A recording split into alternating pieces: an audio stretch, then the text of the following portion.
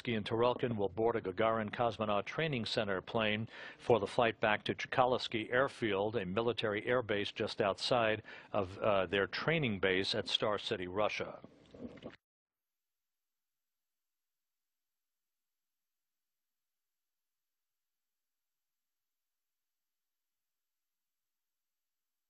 The International Space Station and the Soyuz TMA-06M are currently flying across the South Pacific at an altitude of 254 statute miles, soon to cross the southern tip of Chile and southern Argentina, back across the southern Atlantic Ocean, where the two vehicles will begin a southwest to northeasterly traverse across the southern Atlantic and across the equator.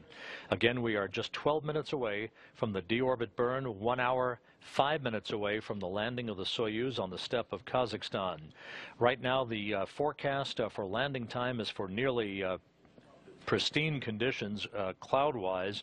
Only a few clouds at 1,000 feet are expected, and again, you're looking at this radar imagery. There are some clouds to the south and to the southeast of the landing site in Kazakhstan, but right at that bullseye target that the Soyuz hopes to make it down to, there are perfectly clear skies here, and we're just about 20 minutes after sunrise now as the sun is rising at the landing site. We're expecting light winds about 7 miles an hour out of the southeast, extremely cold temperatures that will be greeting the crew, temperatures in the low teens at best, with a wind chill factor around 0 degrees Fahrenheit.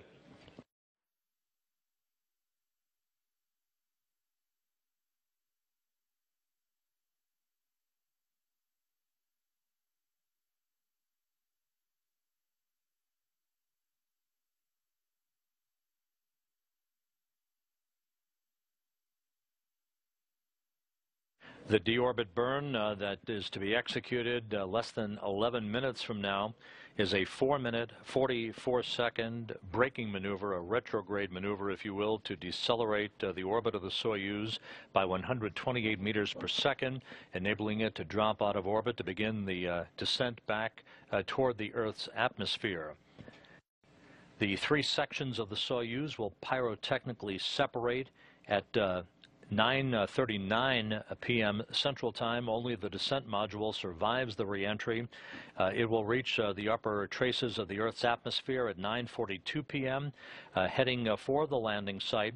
The command to open up the parachutes will be given at 9:51 p.m. First, a drogue chute will be deployed, followed by the deployment of the main chute of the Soyuz, which will be canted at an angle once the main chute is deployed. The Soyuz then will be heading for the landing site just a few seconds before touchdown. Soft landing engines will initiate a firing for a final braking maneuver, with touchdown expected at 10:05 p.m. Central Time, 9:05 a.m. Kazakhstan time on Saturday morning, about an hour and 23 minutes after sunrise.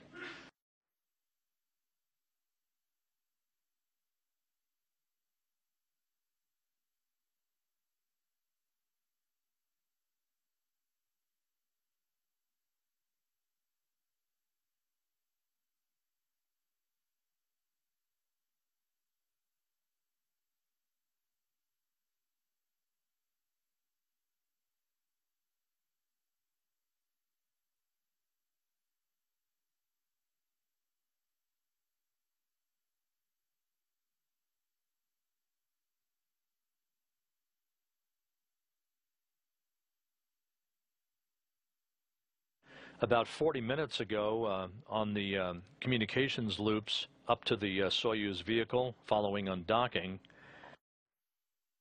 the head of the Gagarin Cosmonaut Training Center, veteran cosmonaut Sergei Grikolov, who has spent more time in space than any other human being, voiced up his best wishes to Novitsky, Tarelkin, and Ford, saying, have a good ride home. We'll see you back in Moscow. Ford, Novitsky, and Tarelkin flying their Soyuz under the call sign of Kazbek, chosen by Novitsky, the Soyuz commander, who is strapped into the center seat of the descent module, in the center section of the three-section Soyuz spacecraft, flanked on his left by board engineer Tarelkin and on his right by Kevin Ford, the Expedition 34 commander, who handed over command of the International Space Station on Wednesday to Canadian Space Agency astronaut Chris Hadfield, Hadfield becoming the first Canadian commander of the International Laboratory. At the time of undocking, Expedition 35 began officially.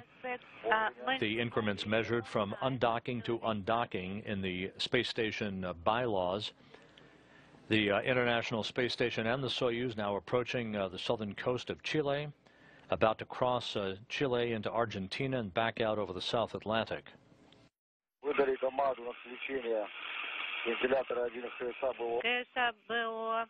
Fan off. Indicator on. Moscow SSG1 for Roman.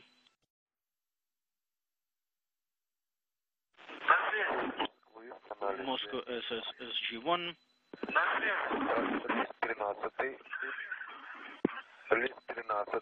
Page 13, inaudible.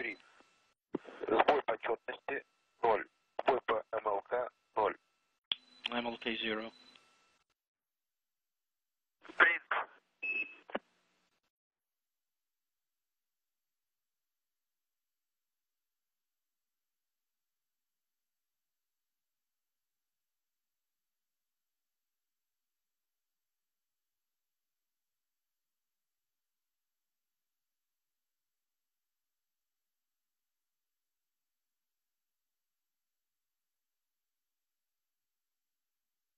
We're now 6.5 minutes away from the start of the deorbit burn. Again, a 4-minute, 44-second braking maneuver, the firing of the Soyuz engines to begin to slow the orbital speed of the Soyuz down and enabling Earth's gravity to capture the vehicle as it drops out of the Earth's atmosphere.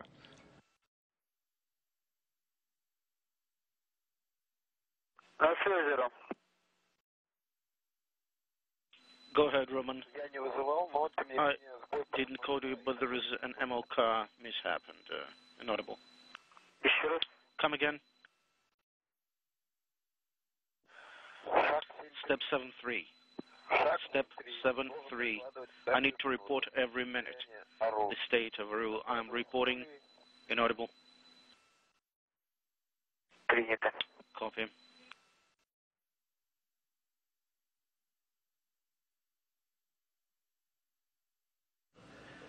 Here in the International Space Station Flight Control Room at Mission Control in Houston, the Orbit 3 team of flight controllers on duty working in tandem with their Russian counterparts at their control center outside of Moscow. The Orbit 3 team here in Houston, led by Flight Director Mike Sarafin at this hour, joined on console to Sarafin's right in the blue shirt. That's spacecraft communicator Rob Hayhurst, who's talking directly with the space station crew of Hadfield, Romanenko, and Tom Marshburn. And to Hayhurst's right is Japanese astronaut Satoshi Furukawa, a veteran of half a year on the International Space Station, who is here to provide his expertise on Soyuz systems if required. We are expecting a detailed report. Members of Kevin Ford's family are here in the viewing room in the ISS Flight Control Room here at the Johnson Space Center, as they will watch, along with the rest of us, all of the activities involved with the return of Ford and his crewmates to a landing on a frigid steppe of Kazakhstan just 57 minutes from now. We're 4 minutes away from the deorbit burn that will start the journey home for Ford, Novitsky, and Tarelkin. This crew wrapping up 144 days in space since their launch back on October 23rd.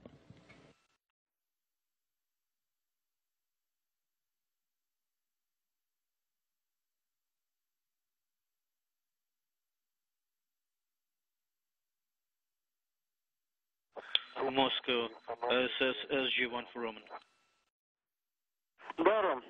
Yes, Roman, go ahead. As per the radiogram, it's step 7-3. I should report the status inaudible every minute. Give you the percentage and the MLK failures as well. There are zeros That's why I'm not going to bother you every minute. If there are any changes or deviations, I'm going to let you know. Otherwise, so far, everything is nominal, so I'm not going to report you every minute because that would make no sense. It would be just garbage. All right, very good. Now you have zeros. As soon as anything changes, let us know. Yes, everything is stable now. There are zeros, and as soon as there is a malfunction, I'm going to let you know. Now 3 minutes away from the deorbit burn, the International Space Station and the Soyuz TMA-06M spacecraft tracking from southwest to northeast across the southwestern Atlantic Ocean. And there are 0 errors, so I'm going to go ahead and proceed. All right, we copy. Flight controllers at the Russian Mission Control Center in Korolyov exhorting the Soyuz crew to keep them informed, keep talking, keep providing status reports. We mentioned this in our previous broadcast, but it's worth repeating that because of the altitude of the International Space Station, 254 statute miles, and the so-called look angle of the Soyuz antennas to the S-band communication system of the station itself during the Soyuz's return to Earth, there is enough distance between the Soyuz and the station as it plunges back into the Earth's atmosphere that communications could be choppy or non-existent from time to time during the time that the Soyuz enters the Earth's atmosphere, prior to the time that it is acquired by that Antonov fixed-wing aircraft that is a flying command and relay station, if you will, near the landing site to the northeast of Arkalyk, Kazakhstan. Coming up on the 90-second mark to the start of the deorbit burn.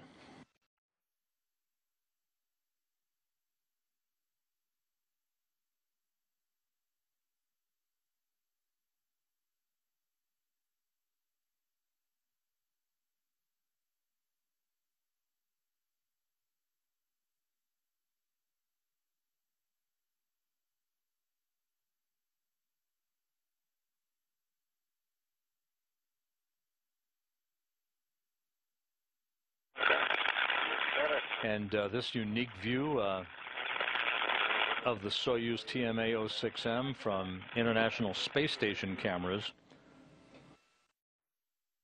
1 minute till the deorbit burn.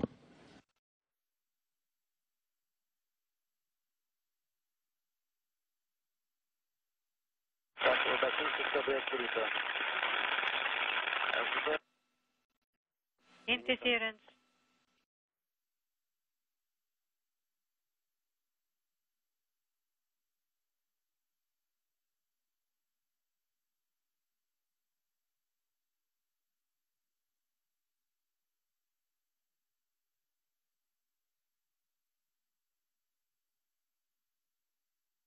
"15 seconds until the deorbit burn. All quiet here in the flight control room.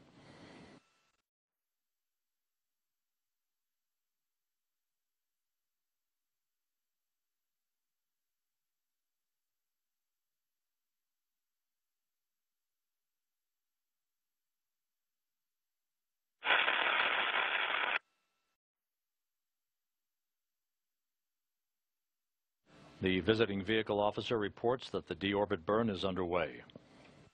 Kazbek Mission Control Moscow.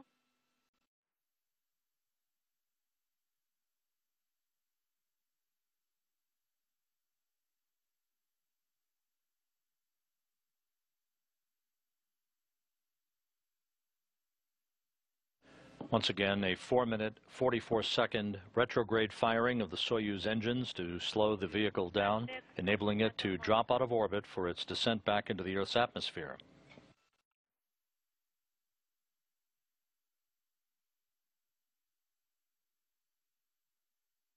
Kazbek, Moscow. If you hear me, please keep push to talk button on. 45, 30 meters burn. 3 seconds. 12, 16 and a half, and 150.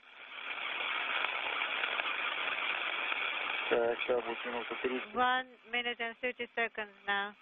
40 meters.